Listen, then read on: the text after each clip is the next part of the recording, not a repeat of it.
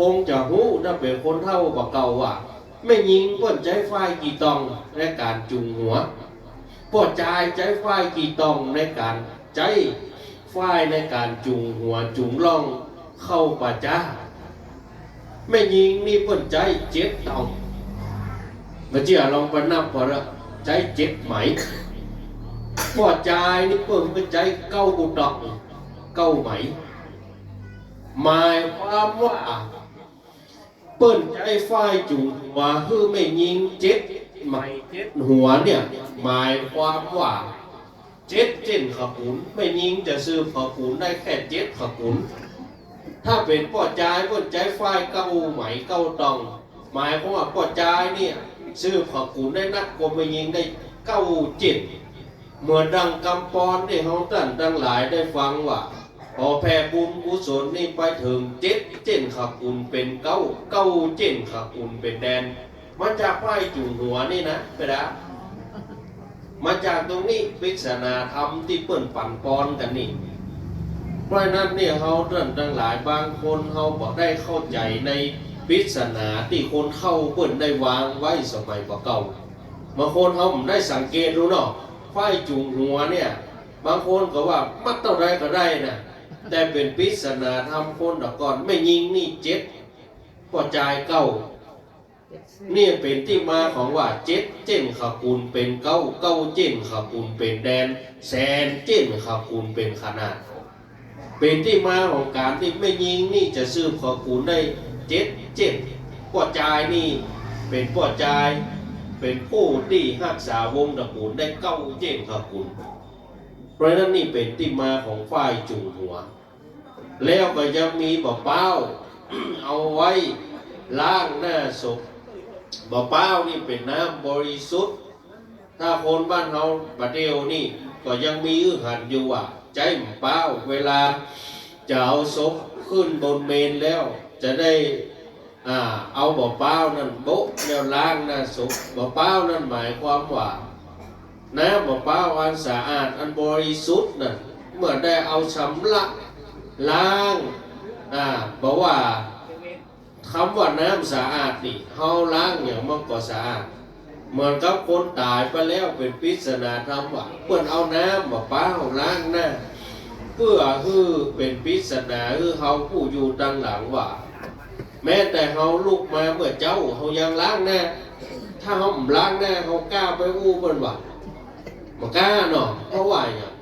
เพราะว่าในร่างกายของคนเฮานี่มันมีแต่ขี้นะถูกมาหนึ่งขี้หูขี้ตาลูกมาเมื่อเจ้านี่ขี้ปากขี้เคี้ยวมันว่าสะอาดนะเลยเป็นที่มาของน้ำเป้าในการที่ชำระล้างสันนิละล้างเพื่อเป็นคติเตือนใจแก่ผู้อยู่ตั้งหลังผู้ที่มีชีวิตอยู่เนี่ยว่าโอ้เมื่อเขาตายไปแล้วเนี่ยเพื่อนเอาน้ำบ่อเป้ามาล้างหน้าเพื่อคือมันสะอาดแล้วผมยังน้ำบ่อเป้าเป็นปริศนาธรรมที่คือเขาเกิดมานั้นจิตเดียวใจเดียวจิตจะได้ไปสู่สุขติได้แล้วน้ำบ่อเป้านี่มาล้างหน้าคือกับคนตายแล้วก็ทีนี้เขาตั้งหลายบ้านเขาเหมือนกับว่า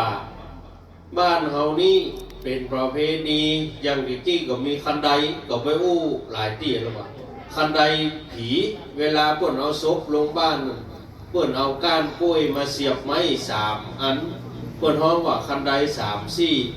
คันได3 ซี่นี่เปรียบเหมือนว่ากามมาพบลูกมาพบลูกมาพบทั้ง3เนี่ยเหมือนกับว่าเดือน12เปงบ้านเฮาปล่อยผีปล่อยเพศเนาะโลกสวรรค์โลกมนุษย์โลกบาดาลเปิดหมดเลยคือคนมาฮับของกินของทานเหมือนเดียวกันคันใดที่เฮาเอาห้อง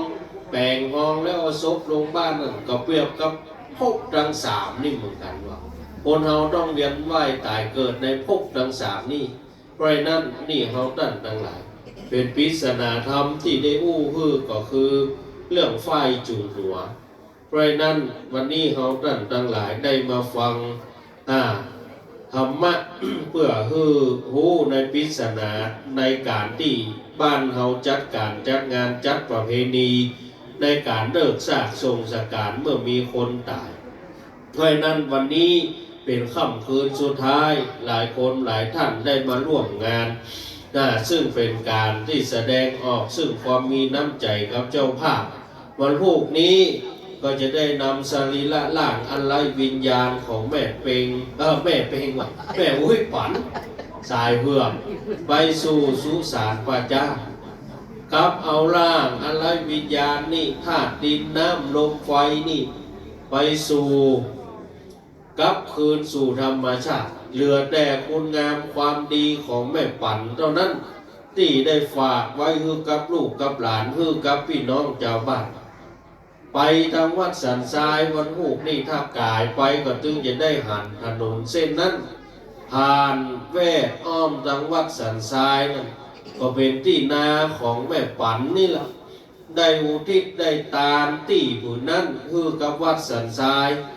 มาใจกล้าหนตางนะหนอปอเปงหนอล้ำเข้ามาถือโฮงครัวห้องน้ำวัดสันทรายไปก่อนที่นาของแม่ปั่นปอเปงนะหนอ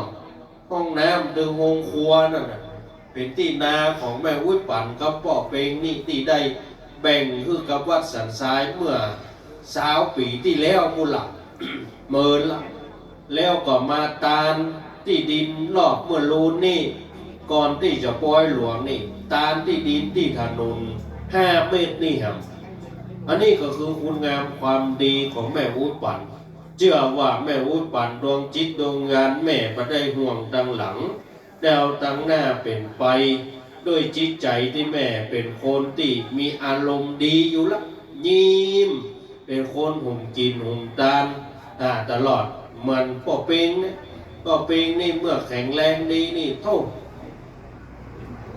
ขี่รถเครื่องไปกาดงัวไปกาดน้ำโทงซื้อไก่ด้วยเมื่อเฮานะก่อนนะกำตัวหัวเน่าเมื่อนี่ขาดมาได้หรอว่า อันนี้คือคุณงามความดีของแม่วุ้ยปั่นครับป่อเปงยังเมื่อแม่วุ้ยปั่นยังมีชีวิตอยู่ถ้าเมื่อใดพอหัวเน่าเมื่อเพื่อนว่าจะขึ้นหาดูเจ้าวัดสันทรายใจป่อเปงเอาไปฮื้อหนอกป่อเปงหนอกก็ได้กินหัวเน่าเมื่อกับป่อเปงนี่กับแม่ปั่นนี่เพราะนั้นนี่แหละคุณงามความดีของเขาท่านทั้งหลายเพราะนั้นเมื่อตายไปแล้วก็เหลือแต่คุณงามความดีที่จะได้เล่าสู่กันฟังต่ออันเพราะนั้นคนเราเกิดมาแล้วอันใดที่เป็นบุญเป็นกุศลเขาท่านทั้งหลายได้รีบได้สร้างได้กระทำอย่างคุณงามความดีก็คือบุญเพื่อที่เขาท่านทั้งหลายเอาผลบุญเอากุศลนั้นไปเป็นบุญกุศลเอาไว้ติดตนติดตัวเขาไปสู่ภพหน้าถ้าเขามาสร้างบุญสร้างกุศลไว้เขาจะเอาอย่างติดตัวเขาไปสู่ภพหน้ามันก็เหมือนเขาตกอยู่ใน